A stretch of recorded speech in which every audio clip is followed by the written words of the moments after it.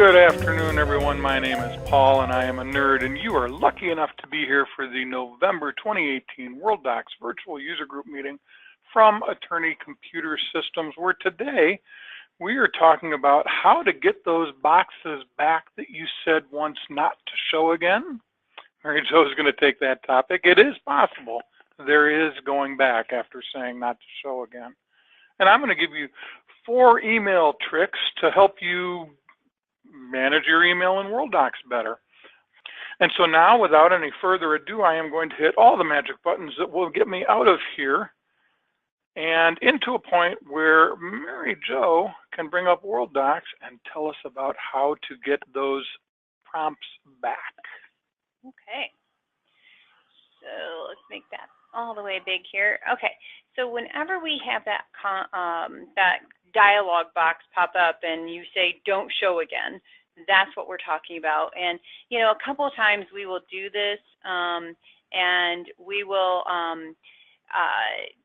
think that we don't want to see it again, but realize, oh, we really do need to see that again. We don't want that particular box to go away. So if that happens to you and you're like, that used to always ask me before it just did it, and you need it back, what you're going to do is go up to your edit button. You're going to go to your preferences and then choose Worldox. Once you get into that section, there is a category called Confirmation Dialog Options. And underneath that, it has all of those different dialog boxes that you may have said yes or no to. So everyone that pops up is going to be listed here. So maybe you didn't, you had checked off that you didn't want to see show move results again. By default, it's on and it's saying yes, that it is going to pop. And maybe yours says no now, or above that, it has one here that the default is yes, but it's been changed to no for show delete results right here, or show copy email results. That's been changed to no now, and it used to be yes. So if that's the case and you need to change it, you can simply click on it, and then I just double clicked it. It opens up this box, and it said I can tell it to then yes, show that. Just click on the yes and say okay. Now I'm not going to do this because this is Paul's Worldox. This is his user preferences. And if I change his user preferences and something were to pop up that he had marked no, there would be hell to pay in Attorney Computer Systems. I'm just a little bit particular sometimes. Yes. So we're going to leave that as no for Paul. But that is where you can go to get any of those things back. And you can look through here as well to turn them off. You don't have to wait for them to pop up and say, don't show it to me again. You could actually come in here and you could look at what will pop and say, no, I don't want that to pop, or yes, I want that to pop. And you can change it very easily, again, by just double-clicking and changing that value. Once you've done that, go ahead and close out, and then that will no longer pop, or it will pop the next time that you use that particular feature. This is only changing it for your preferences.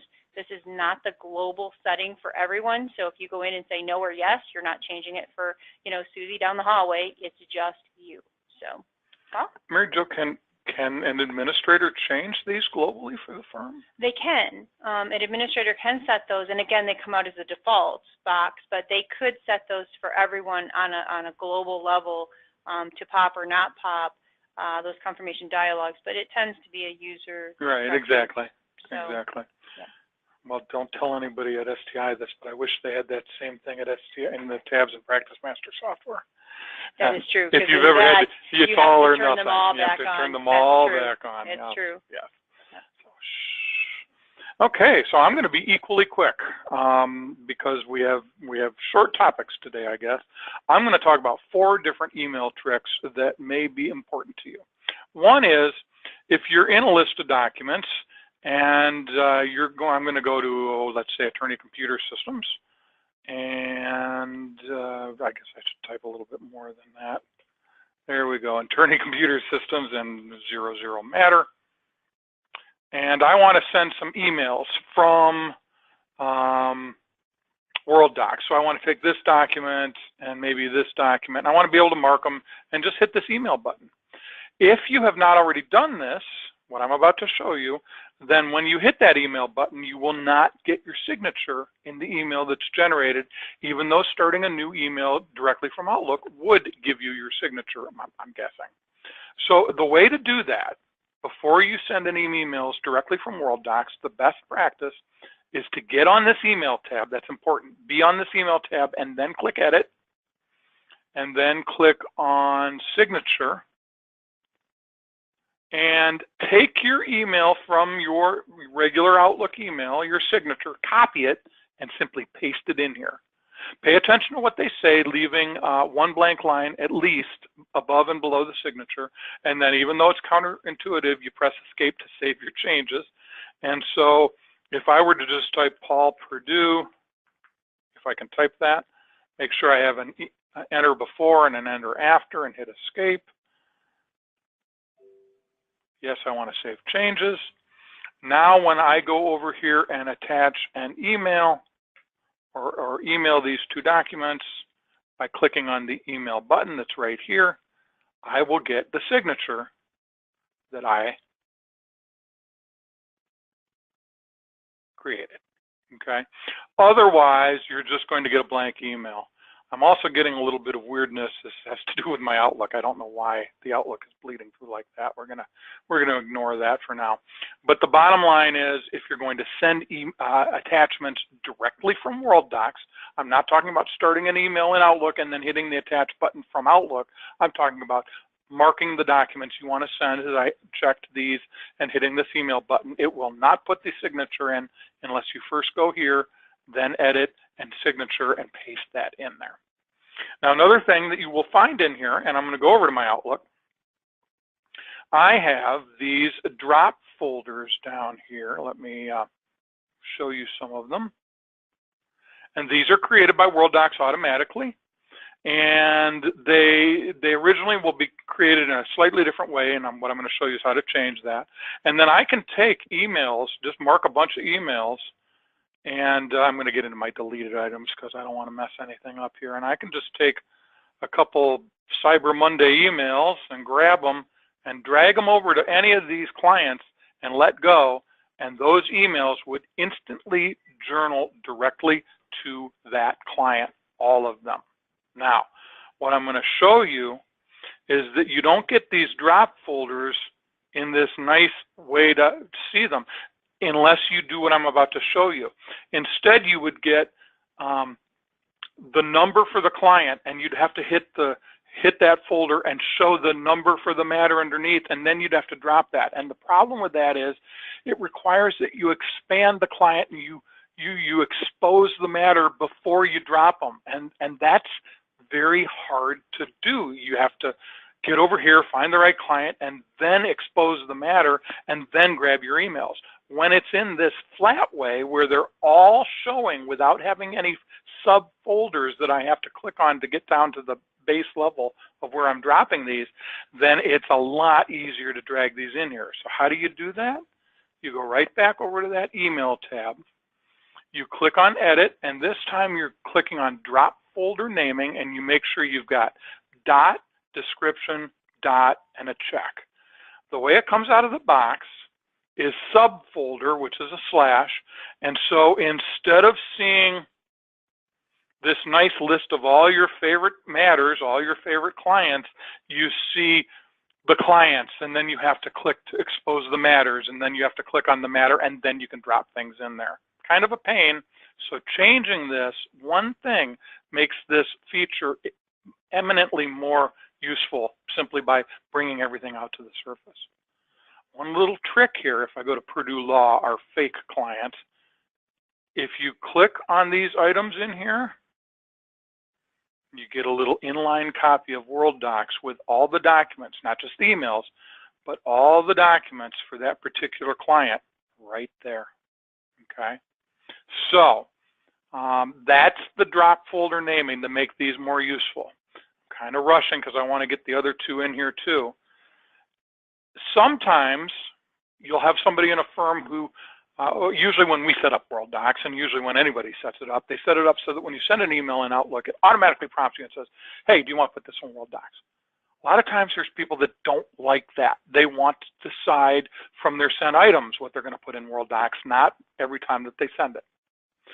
You can turn that off. You go into Worldox, you get back onto this email tab, you get back up to the edit. Everything's done in the email tab in the edit menu option, and we go to address rules. If you add an address rule for all internal addresses for no, no, no, and you add another address rule for all external addresses for no, no, no, you are effectively saying, ignore every email that I send and don't ask me to put it in Worldox. Okay. I'm going to say, Paul, that that's the opposite of what almost every law firm that we do wants to have done. I know. Okay. I know. You're going to get some phone calls. I know. Okay. Now, the other thing is you may want to turn it off for internal and leave it on for external. In other words, yes, prompt me to send everything that I do outside the firm to Worldox, but leave the stuff that's internal alone. We're going to make it so that the people that get that email are responsible for putting it away, or else replying and putting it away when they reply. Now, the one last thing that I want to show you is, let's say that you send an email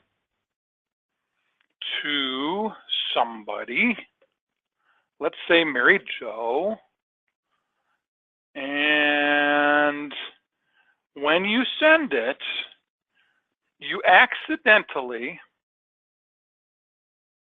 come on, go ahead and ask me. Oh, this is the, oh, no, no, no, no, no. I got that rule in there. Ha, see, my rule is working. I'm sorry. I feel like kind of silly right now. I'm going to go in and I'm going to take those two rules off. Mary Jo is laughing. Come on, unmute your microphone so they can all hear you laughing at me, Mary Jo. I'm going to go back in. I'm going to send, I mean, she's privately enjoying this, she says. I'm going to go send another email to Mary Jo with test. And this time it's going to pop up and ask me, hey, do you want to journal this email? Oh, come on. Oh, that is just too precious. We're going to do this one more time. We're going to send one to Patty, because Patty's not going to make fun of me. There we go. Okay. Let's say that you accidentally say this. What I have just done is I've said, every email that I send to Patty, I want you to stop asking me if I want to put it in Worldox. So every once in a while, we'll get somebody who says, it doesn't ask me to journal emails or to profile emails that I'm sending to Mary Jo anymore. Well, naturally, it doesn't, because she laughs at you all the time. It doesn't ask me to profile emails when I'm sending them to Patty. Well, that's understandable, but if you want to stop that, and you've accidentally created that rule, all you need to do is go into address rules, and we will find this, and I must not have, oh, I couldn't get it to pop for Mary Jo. I did it for Patty. All you need to do is get rid of this rule that you created accidentally. We're just going to delete it. And now the only rule left is the one that I had when I originally started. So that's it. That's how to manage the naming of the drop folders in email. That's these folders over here, so that they appear on the surface instead of being something you have to drill down to. That's how to set up your signature in Worldox so that emails that you generate by attaching files from within Worldox have a signature. That's how to set it up so that it does not prompt you to journal or profile emails that you're sending every time you send them, either internally, externally, or both.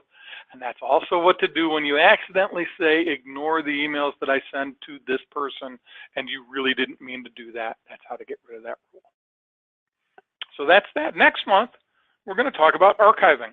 Archiving entire matters, archiving documents, mainly archiving entire matters, but Mary Jo is going to take the topic of archiving and explain how to do that.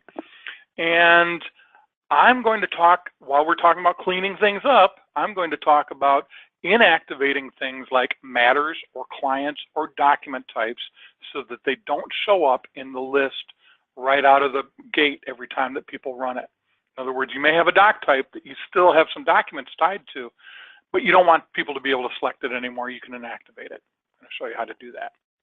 And Right now, I'm going to show you that if you go to attorneycomputersystems.com, notice my emphasis on the second S in the word, the last S in the word systems. Without it, you won't get to the right place. And if you click on this videos word in our menu, you will end up at a page that lists all 6 of our video titles. 4 of them being live, including the event that you're at right now, the Worldox Virtual User Group Meeting. We also have virtual user group meetings for Tabs and Practice Master. And I have a monthly webinar series that's also live that we call the Coffee Pot Webinars, where I bring in somebody from a company that has a product that adds value to Tabs or Practice Master or Worldox, and ask them to demonstrate and explain the benefits and features of their product and how it enhances the experience of using Worldox or Tabs or Practice Master. Those are our live events, and we also have 2 pre-recorded titles. Mary Jo has her eBytes video series. She records 3 of these each month, 1 on Tabs, 1 on Practice Master, 1 on Worldox. These are short little 2, 3, sometimes 4-minute videos where we take something really cool that we think you should know and that we can explain very quickly, and we record an eByte for it.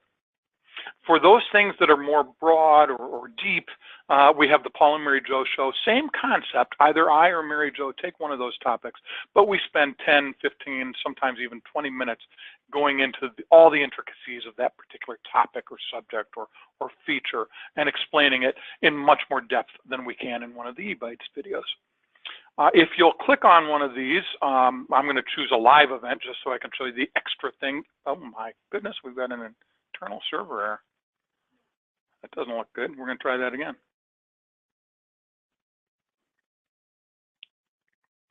There we go. Hey, gotta love those internal server errors. It was probably looking for the picture of Aaron or me to put up here so you could ask a question. This is our Worldox Virtual User Group Meeting page. So you have the title of the series, a description of the series itself. Since it's a live event, we have the next scheduled event along with links to register and what the topics will be. The links are the same. Some people just don't like clicking on something that doesn't tell them exactly where they're going, so we have both types of links. As you scroll down, you will find pre-recorded versions of everything we've done before that, except for the one that was just done usually, because it's usually in post-production. This is the webinar that you are attending right now. In a moment, I will upload it, and Brad, our post-production video producer, will make it look very pretty and add the intro and outro music and all that good stuff. And when it's out of post-production, it will show up on the site. But then as you scroll down, you find inline copies of every other Worldox virtual user group meeting we've ever done. Let's say, for instance, that you wanted to learn about email tips in Worldox. You could simply just type something here, like this. Takes me right to the description of the event that we're in right now, and you can either select something from the menu that pops up right away, or you can hit enter and it'll take you to results that are then sortable or further manipulatable. I'm going to stop trying to say that. And anyway, in any event, it'll take you to a listing that you can then work with to get to the exact bit of information that you need. These videos are available 24 hours a day, 7 days a week, 365 days a year. We have somewhere between 800 and 900 of them on our site. We are putting out somewhere between 10 and 12 each month. So there are a lot of videos, there's a lot of information, and it's constantly being updated with new information. So please take advantage of this. It's theirs for the taking. That's it for today. Everybody have a good rest of the day, a good rest of the month, and we will see you in the holiday month. We will see you in December. Thanks, everybody. Bye-bye.